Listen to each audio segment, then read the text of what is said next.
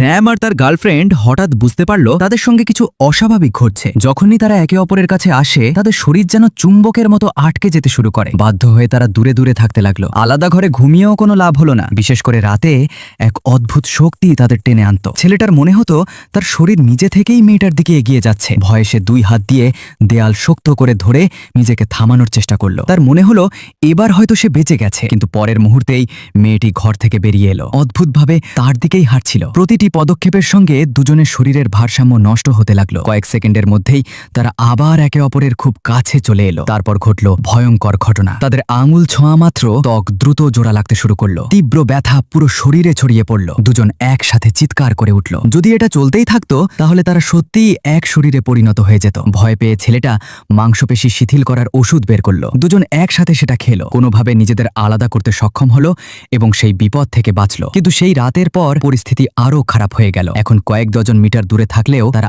আবার একে অপরের দিকে টেনে যেতে লাগলো। এই শক্তির উপর আর কোনো নিয়ন্ত্রণ ছিল না। সব শেষ করার জন্য ছেলেটা সম্পর্ক ভেঙে দেওয়ার সিদ্ধান্ত নিল। সে ভাবতে লাগলো হয়তো এটাই একমাত্র উপায়। শেষবারের মতো সে মেয়েটিকে বলল তার বাবা মা কখনোই এই সম্পর্ক মেনে নেয়নি, কারণ সে গরিব ছিল। সে একটা ভালো আংটিও কিনতে পারেনি। নিজের সিদ্ধান্ত জানিয়ে সে চলে যেতে প্রস্তুত ছিল, কিন্তু মেয়েটি এমন কিছু করলো যা সে কল্পনাও করেনি। সে নিজেই তার হাত ধরে ফেলল। সে বলল, তুমি চলে গেলে আমিও বাঁচব না। তাকে বাঁচানোর জন্য সে নিজের হাত তার হাতে জুড়ে যেতে দিল। এবার তারা ব্যথাকে ভয় পেল না। জীবন আর মৃত্যুর মাঝখানে দাঁড়িয়ে তারা সবকিছু একসাথে সহ্য করার সিদ্ধান্ত নিল। কিছু সময়ের মধ্যেই তাদের শরীর পুরোপুরি এক হয়ে গেল। পরে যখন মেয়েটির বাবা মা আবার বিয়ের কথা বলতে এলো, তখন তারা দেখলো দুজন এখন সত্যিই এক শরীর হয়ে গেছে, যাদের আর কখনো আলাদা করা সম্ভব নয়। যদি ভালোবাসা এত গভীর হয় যে দুজন মানুষ সত্যিই এক হয়ে যায়, তাহলে সেটা কি সুখ হবে নাকি